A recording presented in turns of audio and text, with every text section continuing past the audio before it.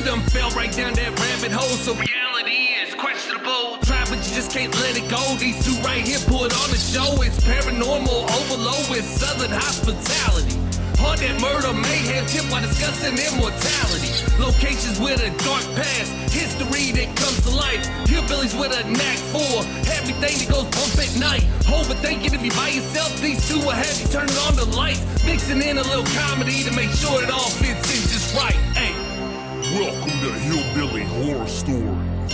Now here's your hosts, Jerry and Tracy and their dog Ninja. And sometimes their cat Freddy, but never the ferrets.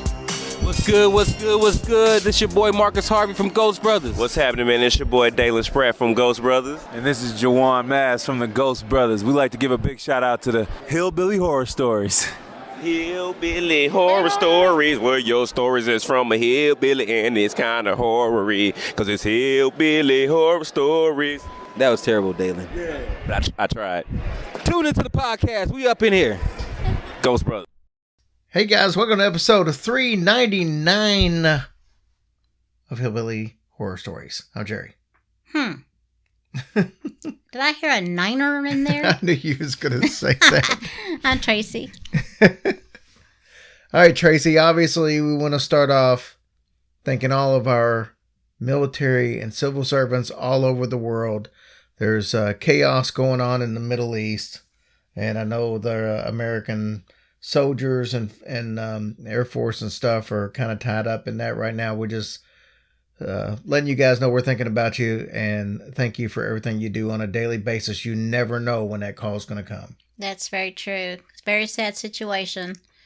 We just keep you in our prayers and thank you for watching out for us, and hope that you will be safe.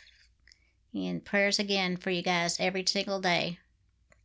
Yeah, it's been crazy. I also want to point out that there's a lot of people struggling right now. We get calls, we get texts, we get messages every single day from somebody who needs to talk. And literally that's it. They just need to talk to somebody. You just have no idea how therapeutic that is until you've done it. I mean, we've all been there. How many times have you did something that maybe you felt a little guilty about, and you get it off your chest and you're like, wow, I felt so much better. Right. Just relieving my conscience. Well, it's the same thing with your mental health. If you're in a situation to where something's bothering you, don't ever feel like there's nobody you can talk to about it.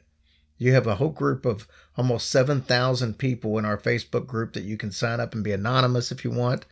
Or you can just build a rapport with several people on there. You could talk to Tracy or myself, or what else can I do, Tracy? You can also call the crisis hotline at 988, and you can also text 741-741.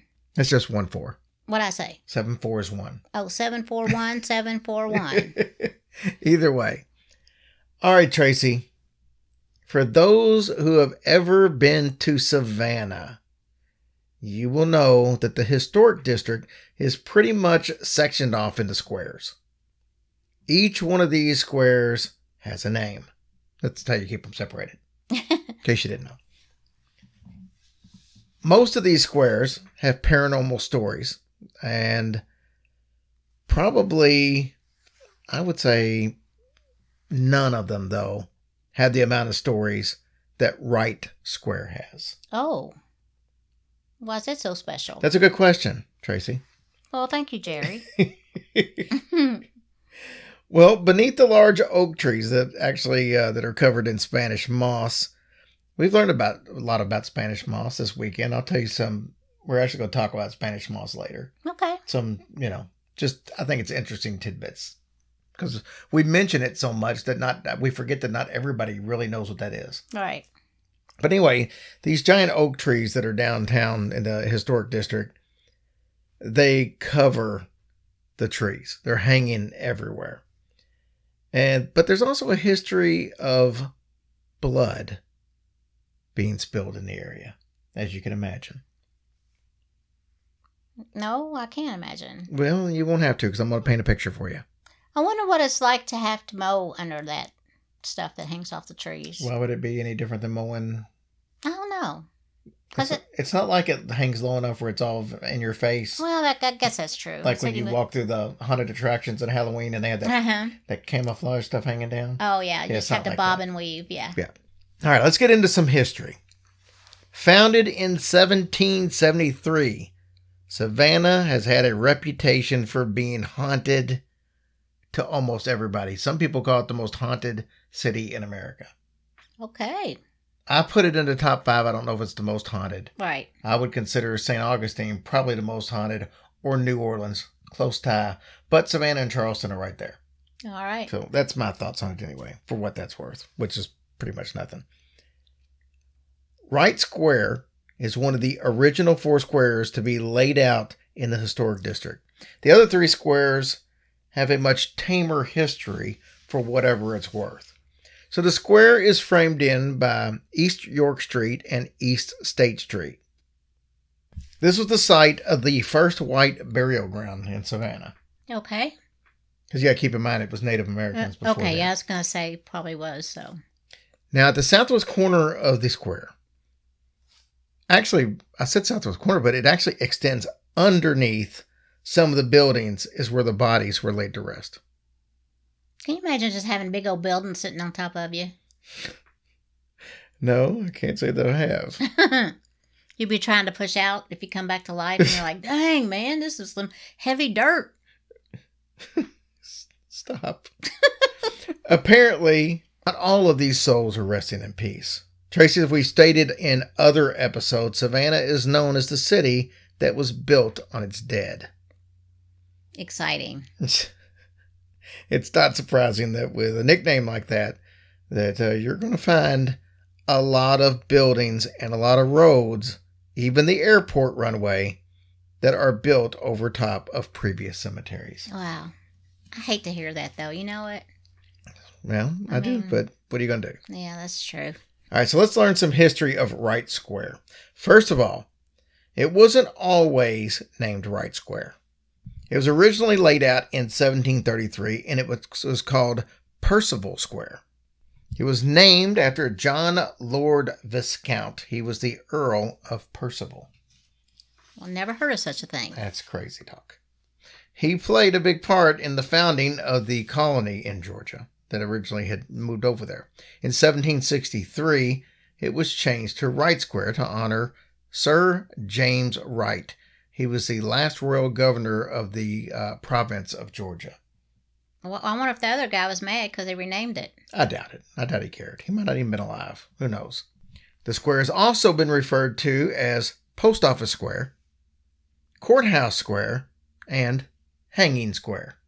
Oh, I wouldn't want to go to that one. You could probably guess how each one of them got their I think I names. do. Since its early colonial days, Wright Square has been a gathering place for the public. This was for several reasons. Obviously, the courthouse was there. They also had monthly auctions, government bonds, and whatever else the public might need. So, Tracy, besides being old, why is it so haunted? Because a bunch of people died?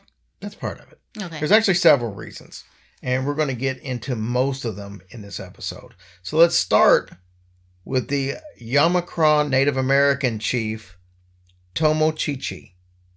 Love the name. It's a cool name. It is a cool name. He actually offered peace and wanted to coexist with the early Georgia settlers there. Mm-hmm. They would actually share meals together. They would work together. They literally were basically a neighborhood like today. That's great. So you had your colonial settlers, you had your Native American tribe there, and they all got along. Good. It's the way it should be. When he passed away, he was buried in the center of the square. There was then a stone pyramid that the settlers built to honor Tomochichi. It was Savannah's very first monument. Oh, what an honor. But, you knew there was going to be a but. No. 100 years later, William Washington Gordon died. Now, he was a very prominent and well-respected politician and businessman. He was actually the founder of the Central Railroad and Bank Company. That's kind of an odd thing to have together, the Central Railroad and Bank Company. Yeah, it is. But Did you he? have to do with what you have. Right. So he brought great wealth to Savannah, and for this reason, obviously, they wanted to make sure that he was honored when he passed away. He was given the honor of a memorial in Wright Square. So what's the big deal? He's a great man. He should be honored. Nothing wrong with that. The problem was to make room No, they didn't. for Gordon's new monument. The city desecrated Oh. Tomochichi's grave. Now that is not cool. It's not. They unceremoniously removed his remains and scattered his bones around the plot of land. Gordon's monument was designed by architect Henry Van Brunt and Frank M. House. It was completed in 1883. I mean, didn't anybody have a problem with them taking that first statue down? Yes, they did. Reservationists, knowing just how unacceptable this was, they decided that they were going to create a new monument made of granite, and it now stands at the southeast corner of Wright Square. The ghost of Tomochichi allegedly still calls Wright Square his home. Okay. So if you visit his monument and you run around it 3 times saying Tomochichi, it's said that his ghost will actually appear. Or you'll probably be arrested. So, I don't know that, but you're going to definitely look like an idiot running around a cemetery plot yelling Tomochichi, Tomochichi, Yeah. Tomochichi. I don't know. I mean, I'm sure people have seen far worse. Or maybe if you screw it up and don't say it right, maybe a Chi-Chi's will appear. Oh, that's true. And that wouldn't be a bad thing either. No, not at all. So I'm going to go out on a limb and say that he probably won't actually show up. But there are definitely some other spirits that are residing in Wright Square. One of which may be Alice Riley. In December of 1733, Alice and her husband Richard White and 38 other Irish servants barely survived the voyage to America. They spent several agonizing weeks on a ship in turbulent seas and had barely enough food to make it. And not all of them did make it, but that group of 35 made it. And as I said, the ones who did make it were nearly dead of starvation. So when they finally made it to Georgia, Alice and Richard were made to work for a man by the name of William Wise. Now, Wise owned a cattle farm on Hutchinson Island. That's right across the river from Savannah. Now, by most accounts, Wise was almost impossible to work for. He was devious and tyrannical. I don't know. Is it tyrannical or tyrannical? I said tyrannical, but I don't know which one it is. I don't have a clue what it is. Me either. So we're going to go with I've tyrannical. never even heard of that word. Well, you know, like somebody, tyranny, like somebody who's like a dictator. Oh, yeah.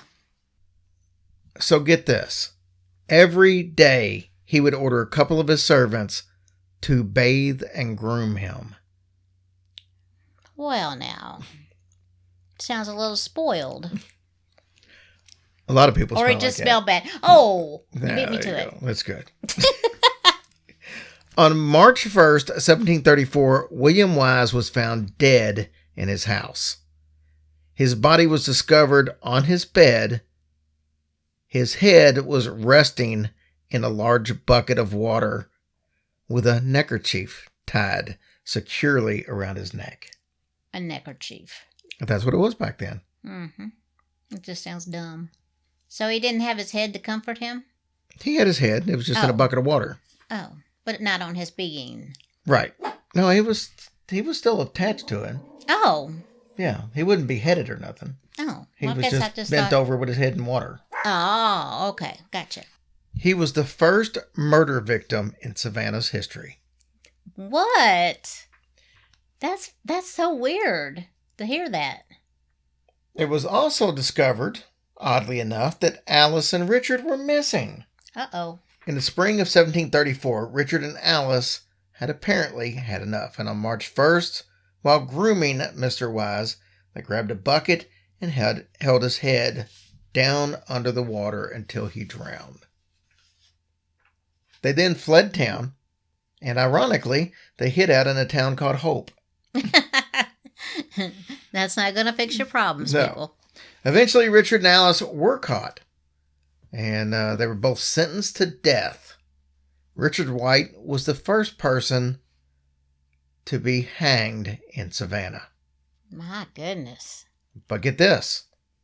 Just before the time came to hang Alice, it was discovered that she was pregnant with William Wise's baby.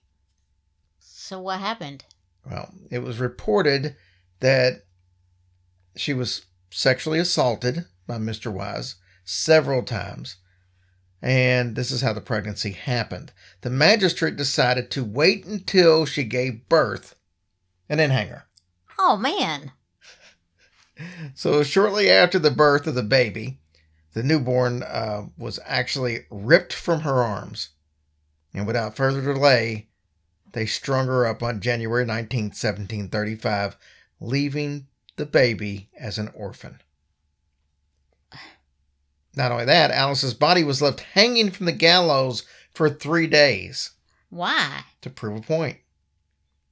I bet she tried to hold that baby in as long as she could. Yeah, it's times like that when you wish you were an elephant, so you had 2 years of gestation. For real. I mean, did she even get to name the child? She named it, but I don't think I wrote down what it was. I want to say she named it Michael or Christopher, but I honestly don't remember. She did name it, though. So obviously, like I said, they hung her up there for 3 days to kind of prove a point. At the very last moment before the hanging, she maintained her innocence. So, who knows what happened. 2 weeks later, I did write the baby's name down. 2 weeks later, the nightmare continued. Her baby, which she named James, passed away as well. Oh, come on. They were buried in a plot just off of Wright Square. So the real question here is, were Richard and Alice victims of anti-Irish and anti-Catholicism prejudice? There was a lot of that going on at the time.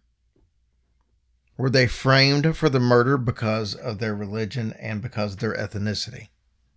Tracy, that actually might have been the case, because as it turns out, Thomas Costin, he was the acting head magistrate, was known to often manipulate trial juries to gain verdicts agreeable with his superiority beliefs. Well, that sucks. So then, basically, that woman and baby died probably for nothing, or something like that. Well, it's also possible that Richard and Alice did actually kill him, and they finally put a stop to his sexual assaulting of Alice. Mm-hmm. I mean, so if you were married, a married couple, and somebody was sexually assaulting your spouse, All right. Desperate times call for desperate measures. All right. So, of course, it will not surprise you that Alice is said to haunt Wright Square. She's probably the most famous spirit. After Alice's death, there was all kinds of spooky and devious claims made about her. Most notably, that she practiced witchcraft, or perhaps even some sort of occult activity, maybe on the dark side. Well, you can't blame her, really. No. I mean, Well, they're saying that that's the way she was to begin with, maybe. oh, okay. Even before all that. In reality, those were just rumors that were kind of started by the Protestant settlers at the time, who were also anti-Catholic. Another rumor was that Alice put a curse on the people of Savannah. Some believe that the residual energy from the curse is why the Spanish moss does not grow on the trees right around Wright Square. Oh, whoa. Well, how interesting is that? That's true. Oh, my. It's said that the Spanish moss will not grow anywhere that innocent blood has been spilled. It's kind of the old wives' tale, I guess we'll say. I don't know who said that, but it's been said. Yeah. All right, as far as Alice's ghost, she'll sometimes show herself to mothers that are carrying infants in their arms. That sounds sweet, but then she attempts to take the babies away from them. That's not so sweet. No, that's not. That's not nice. But most accounts, though, have a different take. That take says that her spirit roams the area searching for her baby boy. Her spirit screams and cries as she's searching for her son. But before you can turn around to help her find her baby, her apparition disappears. Very often, tourists have called the Savannah Police Department and reported a woman looking for her child in Wright Square. The officers, who've been around for a while, they know that it's Alice. And although she's dressed in old-fashioned clothing, no one thinks anything about it because of all the guided tours that are going on in that area of Savannah where they wear period clothing sometimes. Right. So it's a wonder. I mean, you said the baby died really soon after she 2 weeks did. later. 2 weeks? I guess that's a little longer, but I was going to say if it died that quickly, it's kind of weird that she didn't realize. I mean, I know she's dead, but you know what I'm saying? that makes it harder to realize. Well, you know what I'm saying? Since it was kind of so close together. Right. Alice's ghost has reportedly appeared to more people than any other ghost in the city of Savannah. Alice Riley and Chief Tomochichi are not the only spirits roaming around Wright Square, though. Not all of these have the backstory that Alice has, but still, they're hauntings. One story is about a racist spirit. It's the ghost of a crazy old white lady. In real life, she would walk around with a stick and take a swing at any African Americans walking by. Well, Not the ghost, that's what she did in real life. oh no. I could imagine the ghost is probably just as bad. Well, how rude. Yeah, apparently. Another sighting was of a man and a woman that are huddled together, walking in a rainstorm on the road. Aw. But they're dressed in 18th century clothing. It was initially thought that they were extras in a period movie that was being shot there. When the person went to look and see what was going on in their rearview mirror, the couple had amazingly just disappeared from sight. Oh, that's sweet, though. They were trying to keep each other warm and stuff. That's nice. The question is, could this have been Alice and Richard? Oh, hey. In the spring of 2005, Linda Danig and her daughter visited Wright Square. Now, they were actually leaving the square when the daughter heard some footsteps behind her. She stopped and turned around and didn't see anybody. But as her mother turned around and looked at her daughter, they heard the footsteps again. They continued to walk when all of a sudden, something came up and hit her daughter's backpack. She quickly turned around and snapped a picture. Later, Linda described the picture that her daughter had taken. She said it had a big white and transparent, big round orb in the picture. Oh, she got lucky. Or it could have been a big-ass bug. Savannah historian Rebecca Clark talks about her experience at Wright Square. The encounter occurred one night when she was driving by Wright Square. So she picked up, according to her, a ghostly hitchhiker. She said she was walking back to her car, and as soon as she got to the car, she knew something was off. When she opened the car door, she felt a rush of icy cold air gush out of the car. Now, this was extremely odd because, first of all, the car hadn't been started yet, so she didn't have auto start. Oh, So there was no air conditioning on. not yet. And it was a steamy summer night in Savannah. But yet cold air came out of the car as soon as she opened the door. Yeah, that's definitely weird. She said the car had been sitting for several hours, so there's no way that heat could have gotten out of the car. She said she felt a presence so strong that she looked behind the front seat to see if someone was actually crouching in behind that seat. Oh, my God. That is so scary. And of course, there was nobody there, at least not physically. So she gets in, she starts the car, and she begins driving. She keeps checking the rearview mirror to see if someone was in the back seat, because she said even though she knew there wasn't, it felt like there was. She actually stops at a red light, gets out of the car for a few seconds to kind of clear her mind. Even though this was not a good neighborhood, she said she actually felt safer out of the car than she did in the car. She gets back in the car. And she said the light changes. She made her way back home. But she never lost that feeling of being watched. Whatever it was that she felt was unfriendly. Once she pulled into her driveway, she gets out of the car as quickly as possible. She gets to the front door, locks up, and runs straight to bed. Rebecca's golden retriever, Bella, runs and jumps on the bed. And after that little freaky car ride, she welcomed the loving attention of her dog. But even Bella was acting a bit odd. She hid under the cover, which was totally unlike her. And that's when it happened. What? I knew you'd ask. Down the hall, in the den, every single electrical device went haywire. The TV, the VCR, the stereo, the computer, they all turned on by themselves and began to blast whatever was playing in each one of them. She was so frightened that, and you know, this is a lady who had had several paranormal experiences in the past, but nothing like this. All she could do was just close the bedroom door and try to wait it out. She sure as hell wasn't going to go down there and try to look in there, and Bella wouldn't really... yeah, any help? Yeah, she was still underneath the blanket, and she's like, well, you know what? The dog wasn't going down there either, so I'm just staying in bed. Whatever this thing was, not only followed her home, it was now in her home. So the next morning, after the incident, Rebecca woke up. She went to go check on her office, which is where all this stuff was coming from. Mm-hmm. She found everything exactly where it should be, and the lights were even off. No kidding. So it was like a polite thing or what? I don't know. I don't want to run up your electric bill. What? But it was almost as if none of the paranormal events from the night before had ever occurred.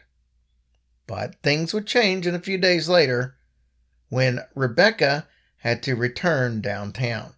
As soon as she opened the door, she again felt whatever this entity was come out. It had been hiding in the car.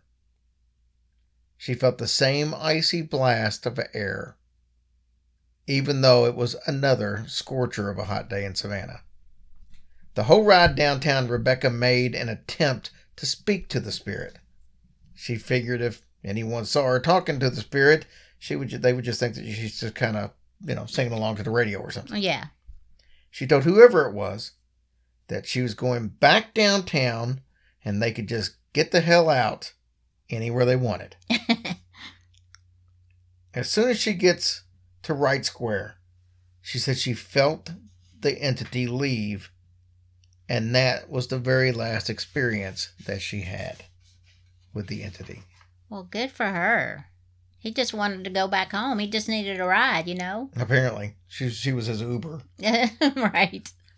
So, Tracy, this isn't paranormal, but we mentioned earlier about the curse of Alice Riley causing the Spanish moss not to grow. So I started thinking that some of the listeners, obviously, may not know what Spanish moss is. I don't know, because it grows in the South, but it doesn't really grow, I think, up north at all. I think South Carolina might be as far north as it grows. So I thought I would do some educational service here. What do you think about that? Yeah, let's educate them. All right. So Spanish moss is usually found in the coastal South. So think South Carolina, Georgia, Florida, Louisiana, Alabama, Mississippi. All the main states are the main states where you can find it. It's usually found hanging off of limbs of trees. It's not something that grows on the ground. And I know you would think that a plant like this must come from Spain because it's Spanish moss, right? It actually comes from the area that stretches from Virginia to Mexico. I thought I saw a lizard. Where? It's that hinge on the door, but I thought it was a lizard. Oh, geez. Maybe a heart attack. So anyways, the area from Virginia to Mexico is actually where the Spanish moss comes from. It has been historically tracked all the way back to areas of Central and South America. So why is it called Spanish moss if it's not from Spain? Well, the name actually came from French explorers. They said that the moss reminded them of the beards of Spanish conquistadors. Oh my gosh. They were all scraggly because that's what it looks like. Yeah. So the Native Americans told the French that, you know what? The name is actually Itla Okla, meaning tree hair. But the name Spanish moss stuck anyway, and that is why it's called Spanish moss even today. It's also worth noting that Spanish moss isn't actually a moss. What is it? It's just a different kind of plant. Oh. And we just learned this the other day. Spanish moss was the reason for the first ever car recall, because Henry Ford used it to stuff the seats in his Model Ts. And if you've ever been around Spanish moss, you know there's little bugs and chiggers and stuff all in it. So all these seats of these cars were stuffed with Spanish moss. And people were getting ate up by bugs and stuff. So on their butt? That was I don't know about their butt. Could have been their back. I'm sure gosh. probably the butt. I But never that was knew that. the first ever car recall was because of Spanish moss. Well, I'll be dang. All right, so let's do this. Let's end on a story that it's from Savannah. It's not a Wright Square story, but I thought it was a pretty cool story. Our subject we're going to call Jennifer because she wanted to be anonymous. Jennifer says that she had an occurrence in her house which she had never had before. First, there's some backstory on her house and the surrounding area. She built her house on an empty lot next to her mother-in-law in 2006. Like, that's not bad enough. Oh, man. That's bad. That's some Everybody Loves Raymond stuff. Yeah. So the house is built on what was originally farmland. Well, the old farmhouse is actually still there, and it's right next door to the house they built. But before the farm was there, local Native American tribes were in the area, and this obviously was their land originally. Well, she has 3 very old cemeteries less than a mile away from her house. And shortly after having the house built, Jennifer and her husband had a baby. Nice. Congratulations. So one evening, Jennifer's husband was trying to get some sleep. Baby's crying. You know how that goes. Mm-hmm. So Jennifer stayed upstairs with the baby, and her husband, who we'll call Rick, just because I like the name, he went downstairs and he was sleeping on the couch. He had to be up for work at 4 a.m., so it wasn't really conducive for him to stay upstairs with a screaming baby. And that's the woman's job anyway. I know you didn't go there, buddy. Because I will punch you all up in your face. Anyways, he's laying on the couch. He's asleep. And he explains that when laying on the couch, if he looked over to the left, he could see the backyard through this large picture window that they have. And the picture window is actually in the dining room, but he's got a straight shot to be able to see outside. Well, in Savannah, you have some very big thunderstorms in the summer. And sometimes they just pop out of nowhere and they don't last very long. And one of these storms came through. It only lasted for a few minutes. But there was a loud crash of thunder. It shook the entire house. Obviously, this woke Rick up. He sits up quickly on the couch, and he looks out that window, that picture window. And he sees that it's raining, of course. But that's not all that he saw. He saw a Native American woman standing in the yard looking towards the moon. He gets up, he runs towards the dining room window, which he said took every bit of 2 seconds. As he gets to the window, the woman kneels down.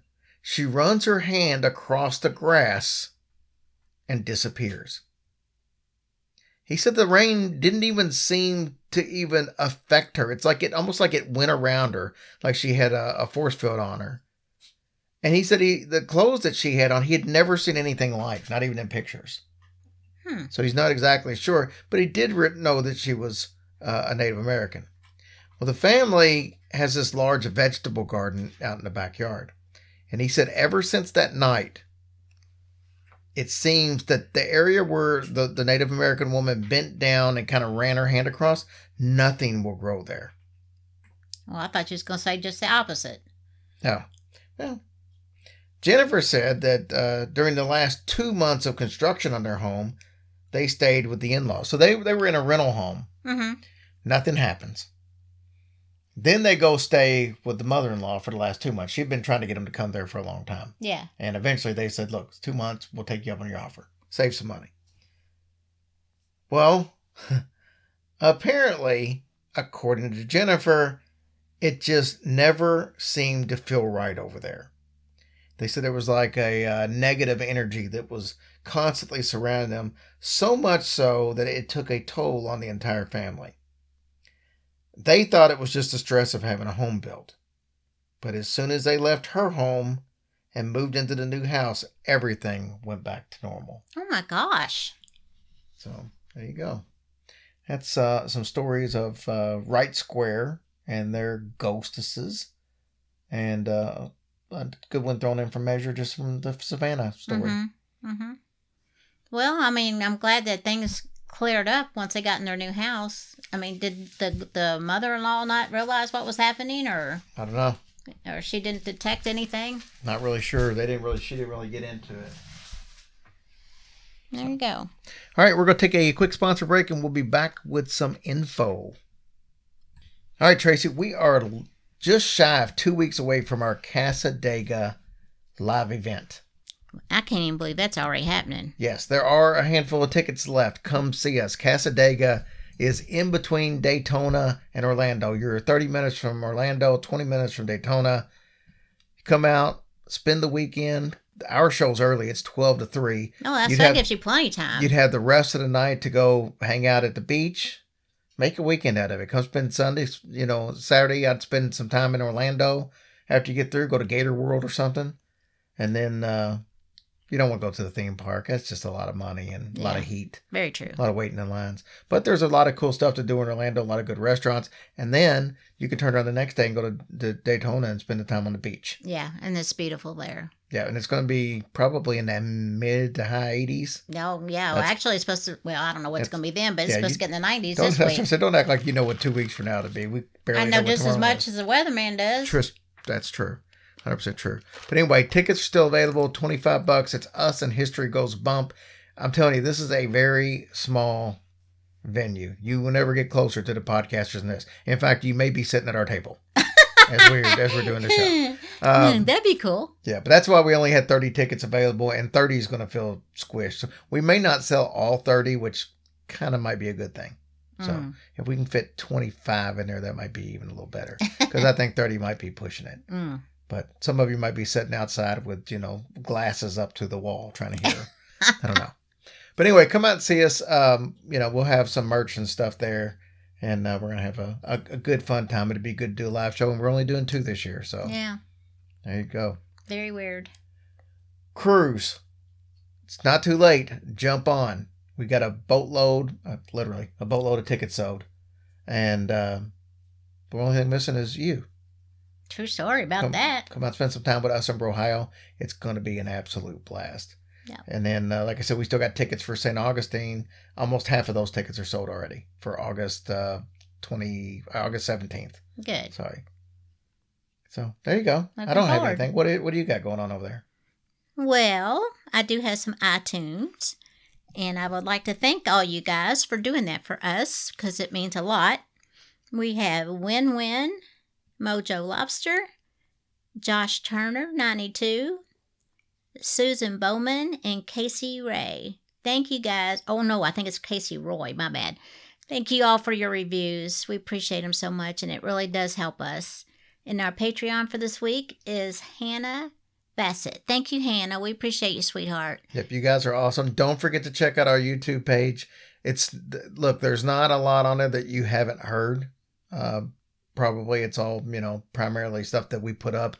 but it really helps us, and it provides it doesn't yet, but eventually it's going to provide hopefully another revenue stream for us, which would be nice to make up for the downfall of the economy. Yeah. Because we've all been there, so we all sure feel have. it.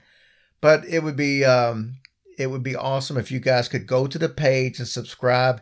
And even, I know I'm cheating again, but even if you just go to videos and click the like button on it, and if you can leave a comment, even if it just says, hey, thanks, that actually helps get our videos out to more people and helps us grow the channel quicker. That's the hardest thing when you're starting a YouTube channel. And then we've had one for a while, but we've never really executed the way we should. But it's very hard to get it monetized, because you have to have 4,000 hours of watched video in a year's time. And you have to have at least 1,000 subscribers. We got twice that. That part's not there. But we just need people watching the video. And even if you don't watch it, if you're at least commenting on it or something like that, that gets it out for other people to watch, and it still works. So if anybody can do that, we would greatly appreciate it. That's something free you can do to help the show. Yeah. All right, guys, that wraps it up for this week. Well, I hope y'all have a blessed week, and we look forward to seeing you guys soon. Love ya. Absolutely.